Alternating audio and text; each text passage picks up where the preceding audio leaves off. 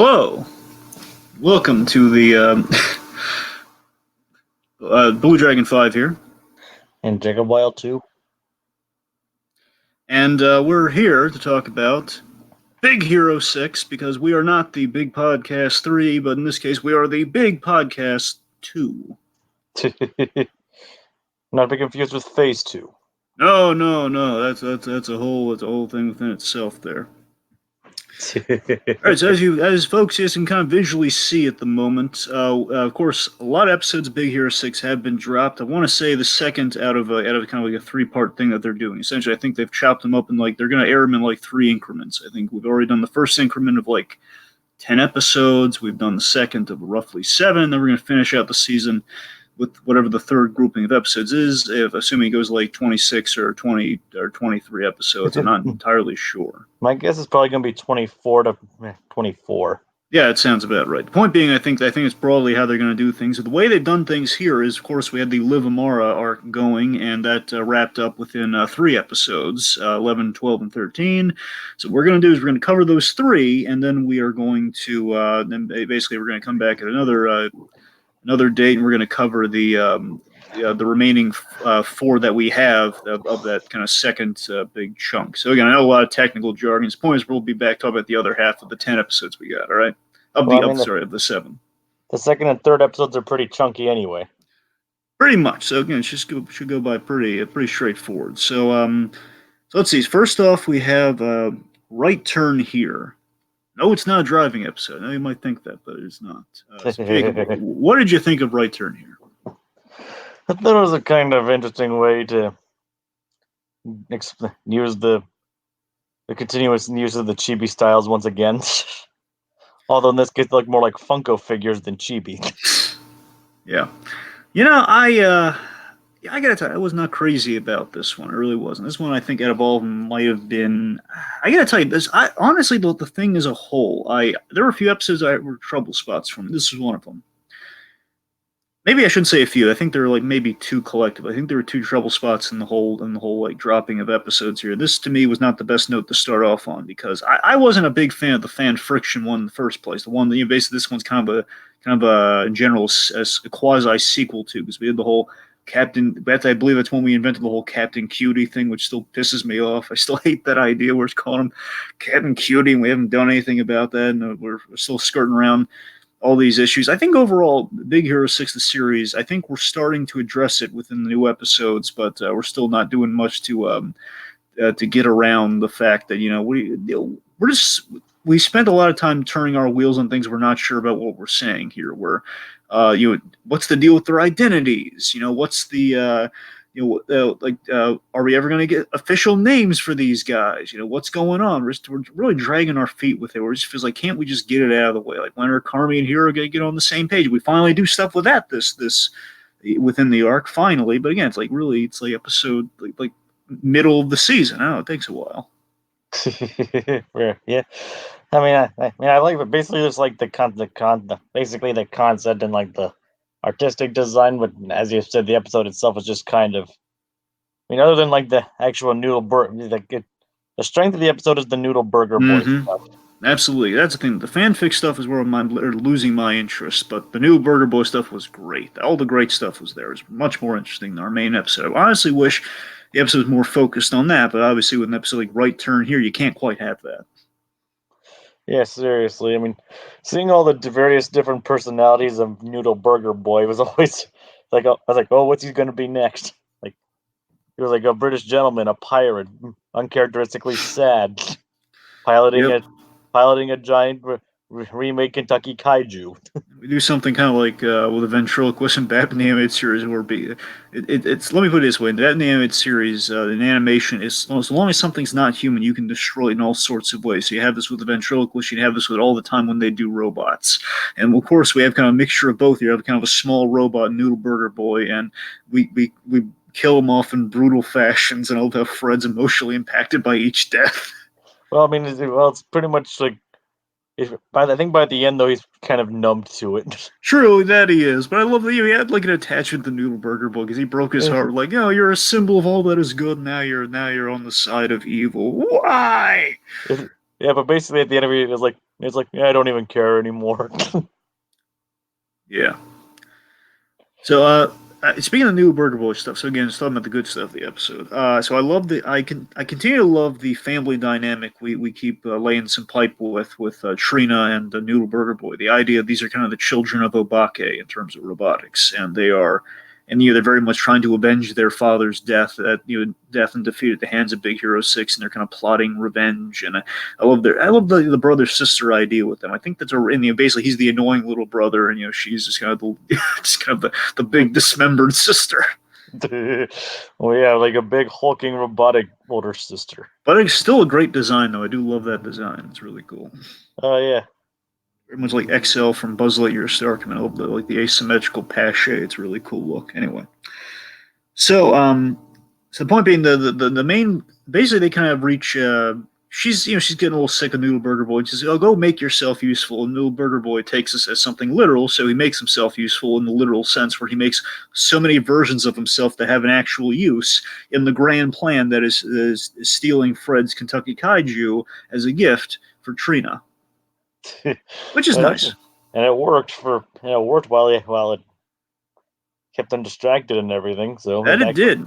Noodle Burger Boy, we underestimate him because he's fun, but my God, Noodle Burger Boy, do not mess with that guy, man. He will F you up. He will. Like, yes, I will, mister. Yes. So let's see. Of course, we got a big tease of an Obake story towards the end of this, where we saw like on the screen we had Trina's working on something with the Obake programming at the very least. I think by the end of the season we might see Obake's return. Well, and I'm not gonna say exactly what it is or what the spoil because spoiler alert from here on out, especially considering City of Monsters. But Of course. what if they use like what happened with Liv Amara to help Obake? That would be very interesting. That's a good idea. It's a solid idea. But we'll put a pin in that. We're going to go over that by the end of the I next one. mean, I mean, Yeah, currently we haven't seen any connection between Trina, Noodle Burger Boy, and Sycorax, but I mean, you're right. We haven't. so that might be a bit of a reach, but it's still interesting. It's still an interesting connection to see nonetheless.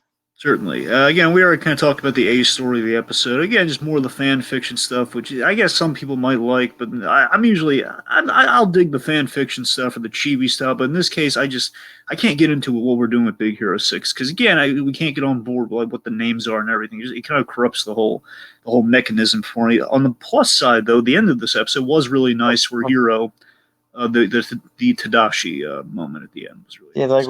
like when you talk about a boy, his brother, and a robot.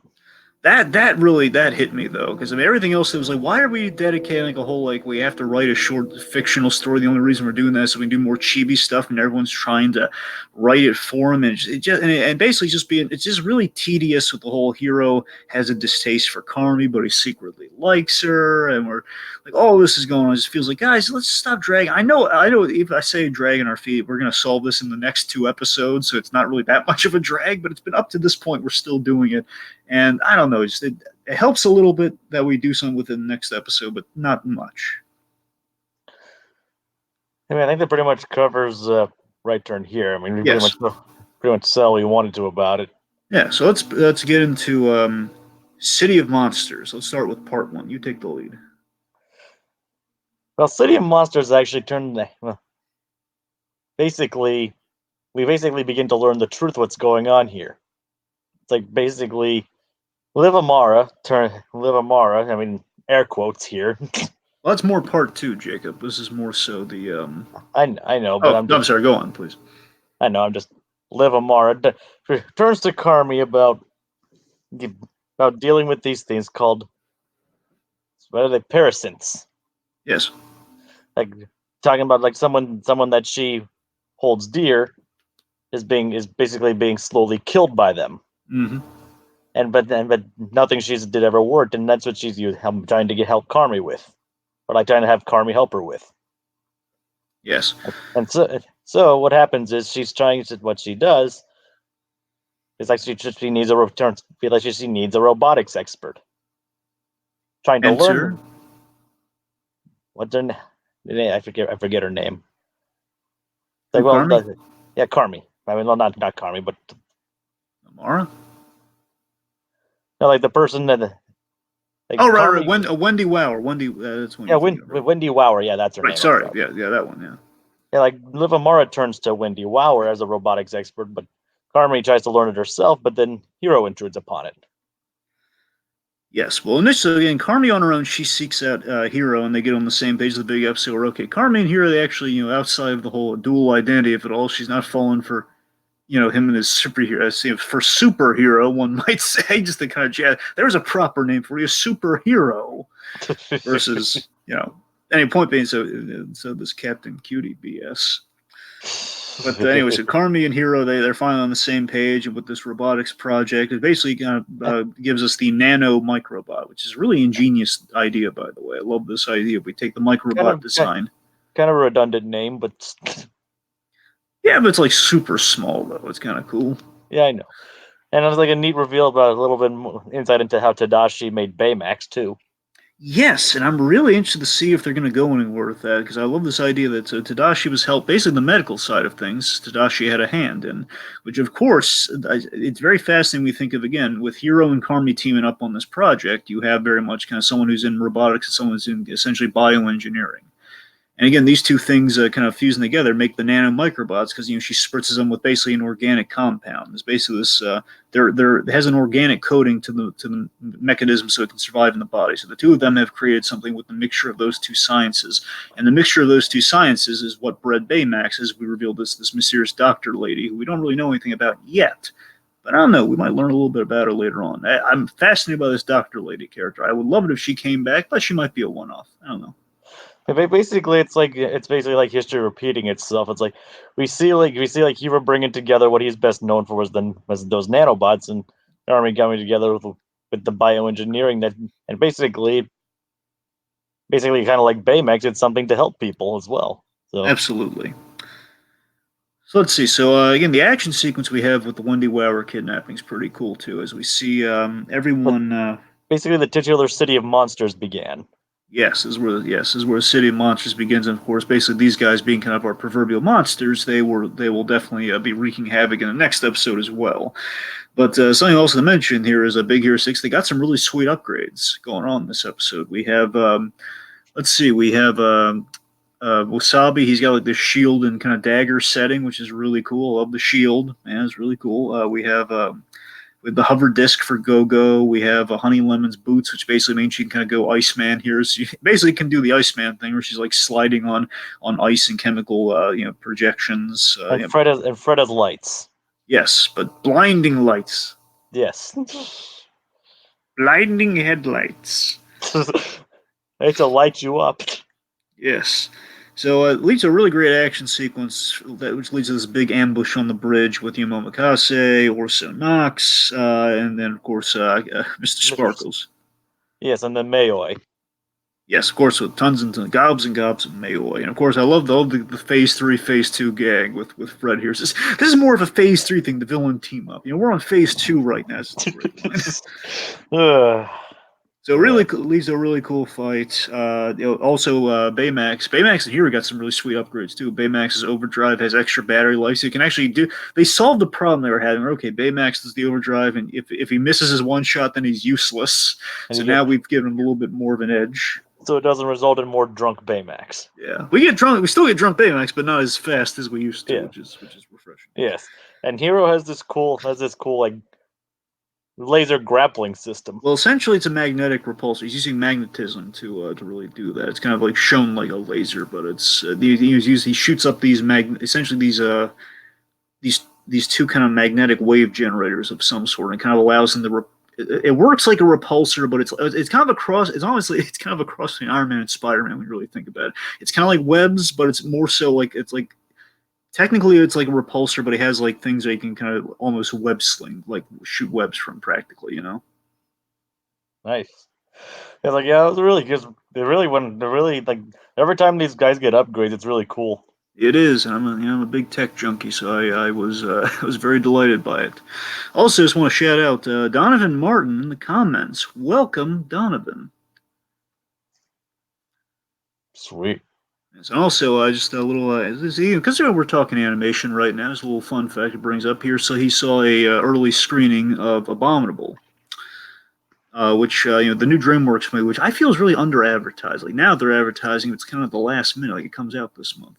I think DreamWorks. I gotta be honest, Jacob. I feel DreamWorks is in a little bit of trouble these days. I feel like kind of running on fumes because I saw something they're about to do this month on Netflix that fills me with utter dread.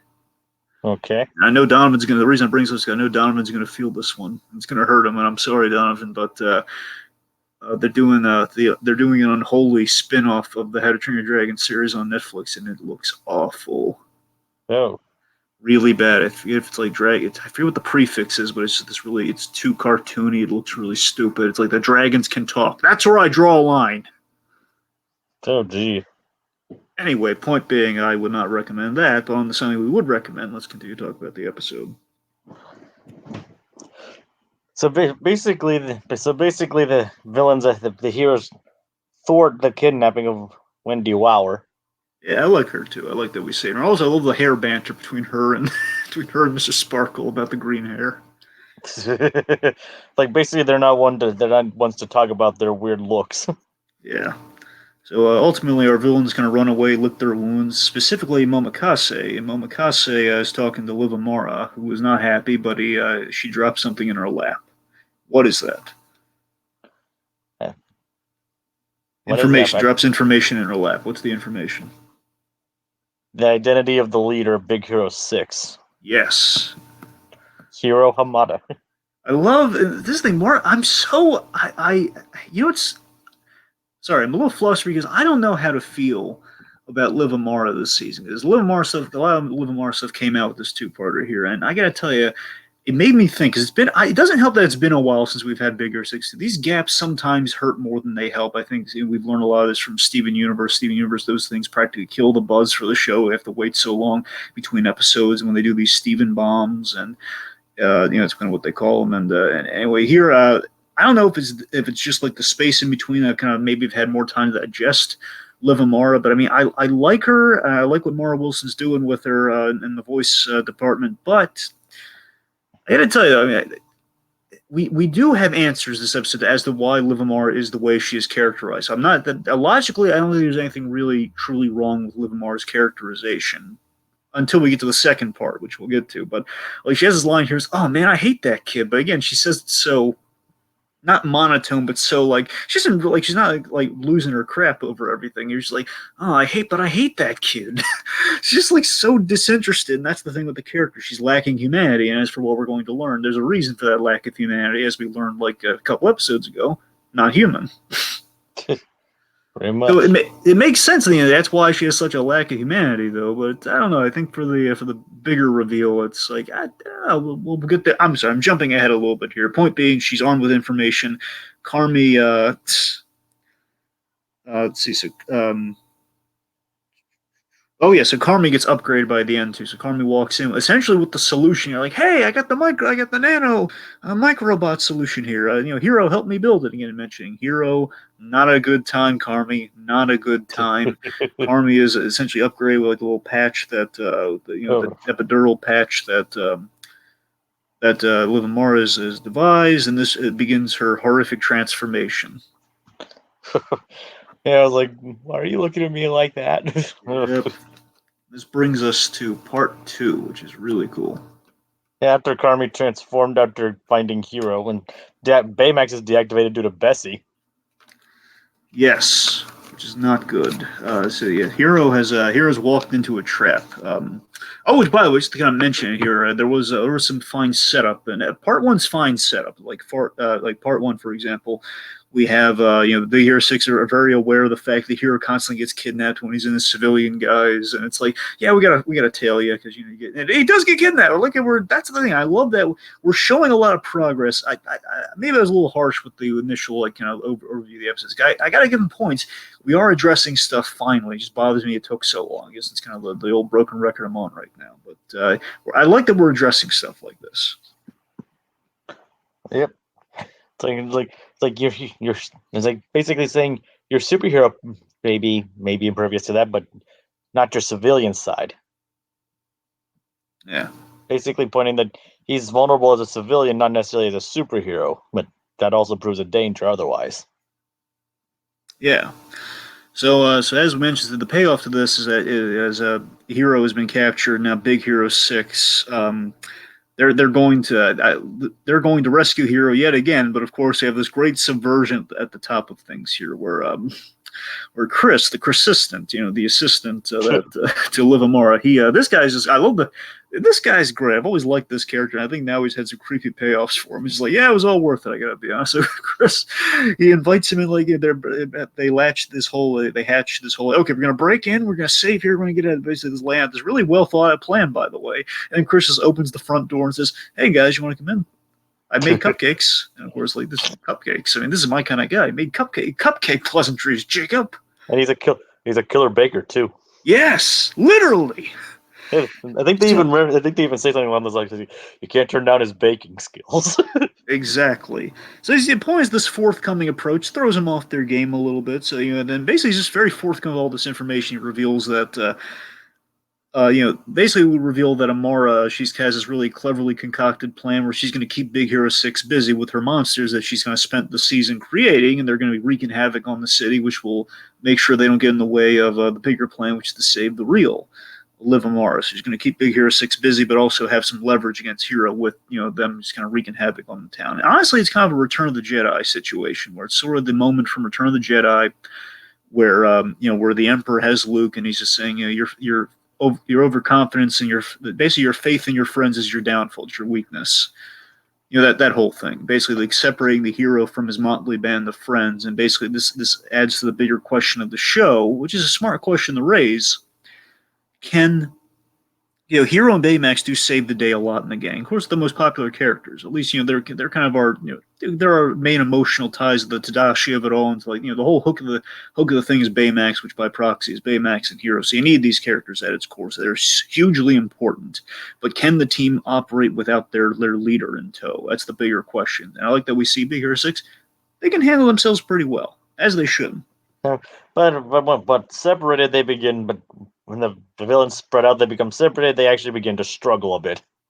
True. It's like one of those things you always struggle with when you do a team story, like the Fantastic Four, for example. It always bothers me when the Fantastic Four are ineffectual, separated. That's something you always gotta be careful about.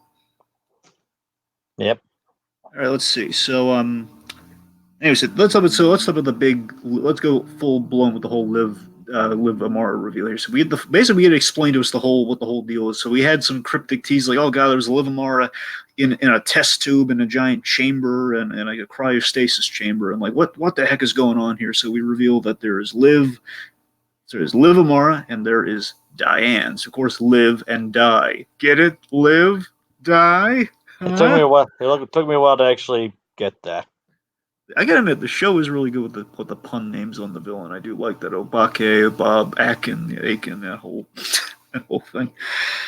So the idea is that Liv was working on an immortality project, and this immortality project was essentially. And this is what really struck me on the rewatch, Jacob. I love the immortality project is. She's using monsters, which, as we know, kind of our evil Liv Amara, she's been using monsters all throughout the season to achieve her ends. The clone.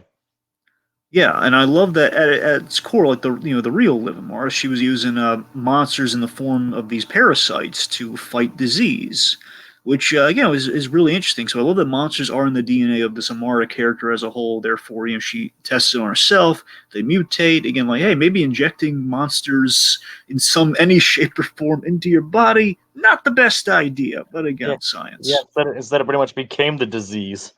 Exactly. So she's mutated. She's not doing so well. She goes into cryostasis, which of course she had a clone to take her place and save herself, which is a really interesting idea too. By the way, the idea you're going to save yourself with your own mind via a clone.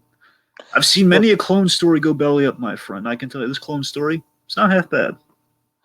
It's definitely quite interesting. I mean, something we probably kind of expected when we saw the reveal of the test tube. Like, I think one of the things we even threw out was the idea that she's probably a clone. I mean, I could be wrong. No, I'm pretty sure we were all kind of circling around clone or something. So it was like clone or twin or something. Yeah, clone is either clone, twin, or just kind of a monster with like some sort of shit. I don't think we threw this one out, but I think it was twin or clone, one of the two.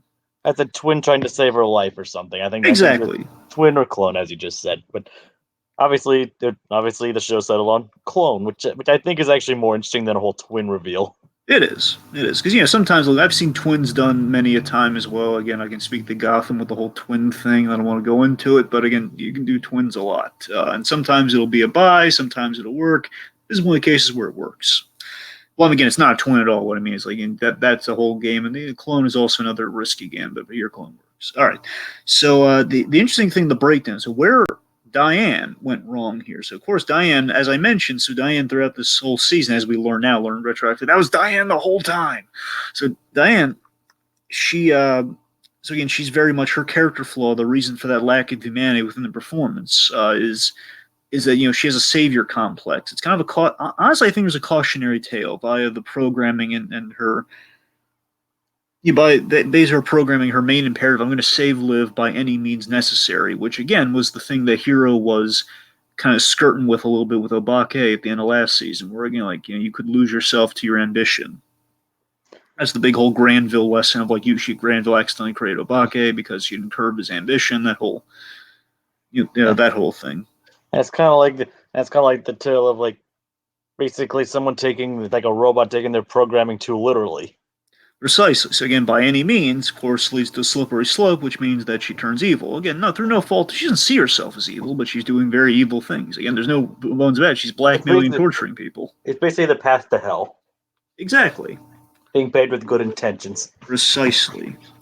So now I got to tell you, here's my biggest problem, though. Okay, so what baffles me is why turn Carmy into a monster? Because if you remember, Carmy essentially said, "Hey, I got the solution here.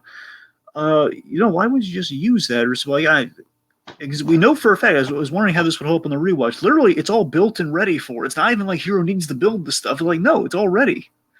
Maybe he needs to put the finishing touches on it, maybe, but is the fact that you have a tangible solution. Carmy came through, and yet you're going to turn into a monster in order to, you're going to blackmail Hero, you're going to do all this stuff, and you learn who Hero Hamada is. You're not just going to, it just bothers me she's not going the forthcoming route. Literally, if she just genuinely asked for his help, I'm sure he would say yes because he doesn't want another person to die. Yeah, I see where you're coming from on that. I think what we're getting at, but I don't think we're articulating it super well here, is the fact that, again, she's lost that much humanity. She's that far gone. She's not thinking in those terms. She's thinking in the blackmail terms. But again, if it's by any means necessary, that's a mean. You could ask him. Well, considering at that point, I might not even. I don't know if Hero would be willing to help if they didn't have leverage on her at that point. Probably it could have been another trap, and having blackmail on him that might have coerced him a bit more. Yeah, but it's also the fact she instantly went back on him with she was going to upgrade him after he did the job and everything, just to turn on him again. She's going pure evil at that point. That kind of takes a little bit of the, I don't know, just that's the only hiccup I really see in the Amara thing as a whole, I guess. That, and I think we might be. Do you think we're wrapping up this Amara story, just wrapping up episode 13? You think that's a mistake, or you think that's halfway point? That's fair. It seems like we might see more of her. Yeah, she's alive at the end of this, so it's entirely possible. And so is the Persistent. That he is. How they got him in that cop car, I'll never know. Maybe he went along willingly when Di was arrested. Well, no, and then I'm thinking about it, though. The real Liv Amara, she hit the button, so she transformed them back. That's why. I think physically, how do you get that guy into the cop car? But no, he was in regular size. That's how they did that. So forget my inquiry. Well, I guess that makes sense. So after a really icky adventure inside Liv Amara, which, by the way, I'm not much for we shrink down into the body and we go on adventures. Oh man, that's just my own. That's nothing against the show. It's just I'm not crazy about when we do that sort of stuff. But we did it, and we saved Amara a little battle within the. I like that we were programming through the microbots. That's how Hero and Baymax get to go inside the body without them literally shrinking. Yeah, and the fight against the giant Parasynth. Yep. And that thing was huge. It was. It was massive. Relatively speaking, that is. Oh yeah, of course, relatively speaking. Of course, Chris with his transformation too. I love that. He went from. I love that he's the perfect assistant because he's part human, part canine, part gorilla, and part foodie. It's that explains why he's able to do all that stuff and make good food. And during the big double cross moment, I gotta say, it was really horrifying seeing Chris attack Baymax. He really wounded him really badly during that. He was like stepping on Baymax. Baymax was out of commission during that fight. It was really terrifying to see, man. It was like, oh no, not Baymax, not especially, poor Baymax. especially considering Baymax was probably weakened from fighting Bessie. Exactly. Speaking of Bessie, of course, the main crux of what's going on here, Big Hero 6, they're kind of going up against the villains. They after a little bit of stumbling, they kind of they kind of hold their own for a while. They kind of essentially they're kind of stalling in the grand sense of things here because Fred had a plan they came up with, and that plan was getting Ned Ludd. And of course, Ned Ludd seeks Bessie for an epic return. Of course, Bessie now is sentient in the form of a bear, and what does he do? Which to give Fred credit was actually a very well thought out plan. Yeah, a nice arc for Fred, where Fred's first instinct is to defer to Hero, like Hero, what should we do? And yeah, they had a happy ending here. Fred came out with the winning idea. Again, it has a little bit of that heroic blood of his father, and the blood of Stanley courses throughout this kid. One could say. but the but he went to go to Ned Ludd, which actually allowed, and considering he hasn't relied on technology, would allow them to actually have an advantage, especially against his familiarity with Bessie. Yes, and basically he intimidates the bear, which is great. He intimidates the bear, which basically tames it, and Bessie begins to care for and appreciate Ludd. Yeah, and of course, basically targets the ability of the meteor, which basically Quit putting de-upgrades. quit putting genders on my rock on that rock. That is a genius line. I love that. That Basically, he uses the upgrade to basically he uses Bessie's kind of her kind of dampening ability to get rid of all the upgrades on the bad guys. They're now back to normal. That's actually a clever way to get those bad guys back to normal, like using Bessie's dampening to basically remove the upgrades. Yeah, it's great. So in the end, it's nice that similarly, basically as our guys are as Ned Ludd reaches Bessie, we have Hero reaching Carmy because Carmy's transformed this horrific kind of part. It's kind of like a bat meets a dinosaur almost. It's kind of like what Carmy's turned into here. Part squid maybe. I don't know, has like these long tendrily hair. I don't know. Point being, It kind of looked like a cross between a chimera or something.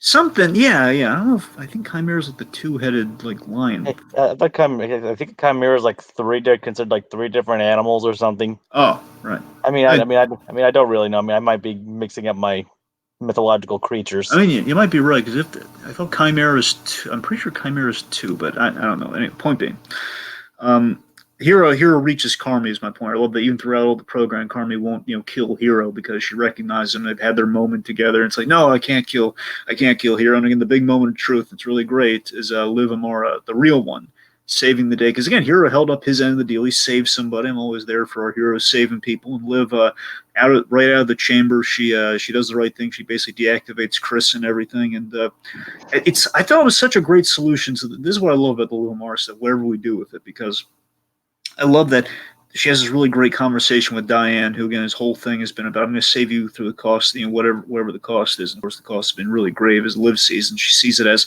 I just wanted to help myself here. She didn't think of the consequences. She didn't think what the grand sweeping consequences were of replacing herself with an accidentally evil version of herself. She basically became horrified at what her clone had done. Exactly, and I just love this great. She has this really adult thing. She takes responsibility. She says, I'm ashamed of everything you've done," and it's a great moment. And then, of course, yeah, and of course, Diane is Di is devastated by that. So that's what I'm really looking forward to if we ever check back in with Di again, which we probably will again by the end of the season. I don't know if it's going to be by the end of the season, but Hero 6 got renewed for a third season, by the way, so we know that. So we know there's going to be more episodes. I doubt they're just going to let her go down that easily. I mean, she just got arrested. Sure, it's a question of how fast we're going to bring her back, I guess.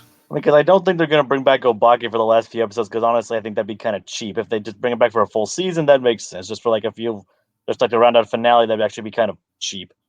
Good. Yes. But if anything, what we could do is she breaks out of prison and she teams up with Trina, which leads to Obake for next season. That's actually kind of what I would look forward to.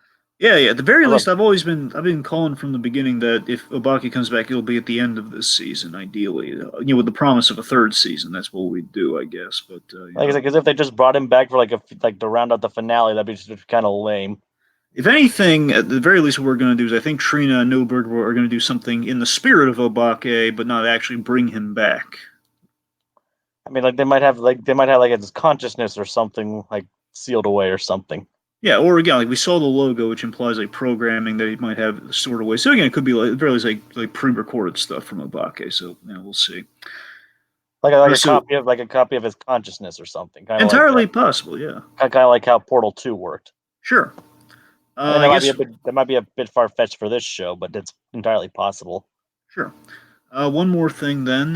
So Carmi goes home. So after this traumatic experience, Carmi, her parents, took her home. She's in her place. Now she's like doing her fan fiction as lab lady. This to me was a better ending of like she's become lab lady in her own regard. I wonder if this means down the line they want to bring her back as lab lady. I don't know how literal to take that. I'm not sure.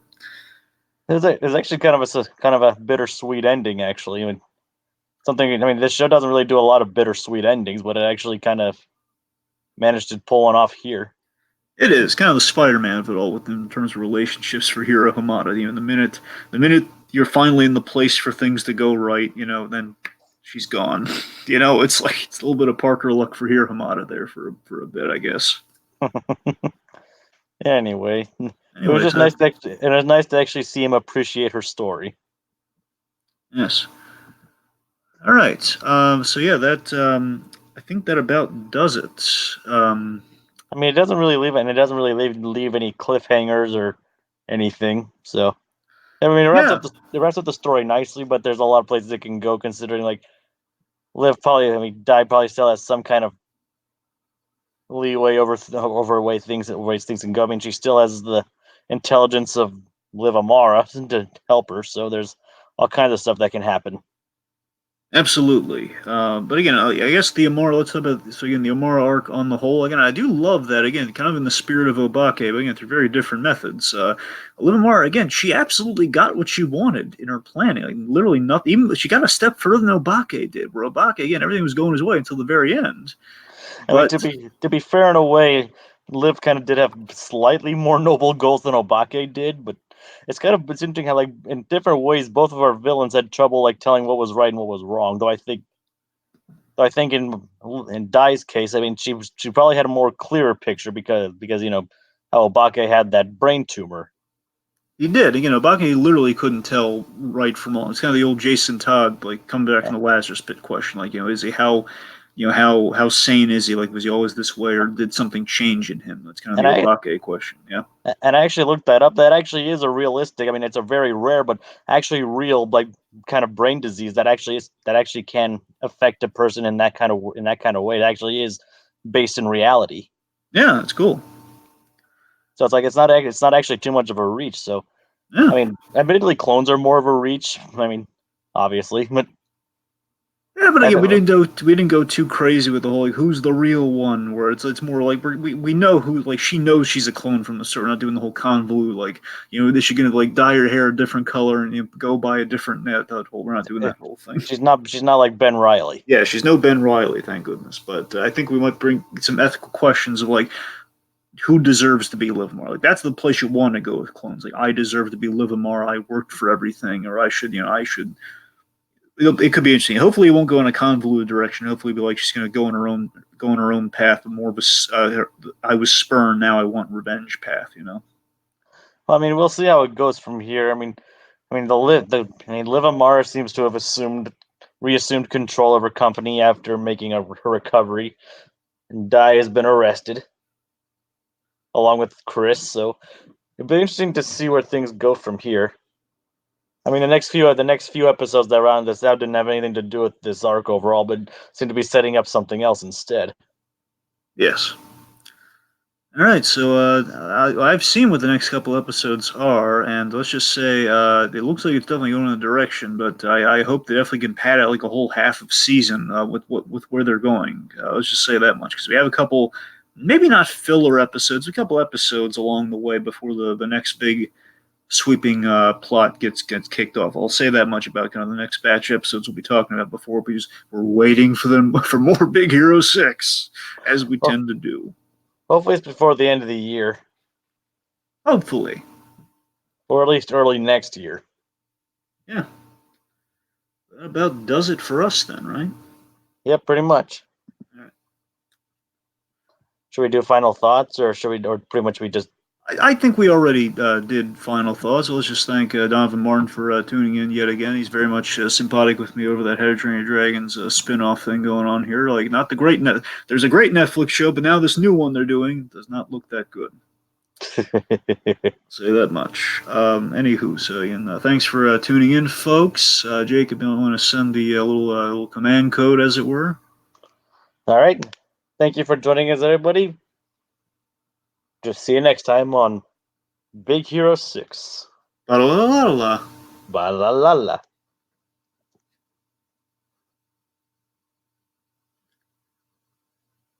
Minimax, away! Mini maximum power. Mini to the max. Well, I sent the code.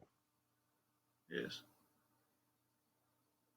Mini to So- the mini. Let's just keep coming with final phrases until the thing. Like,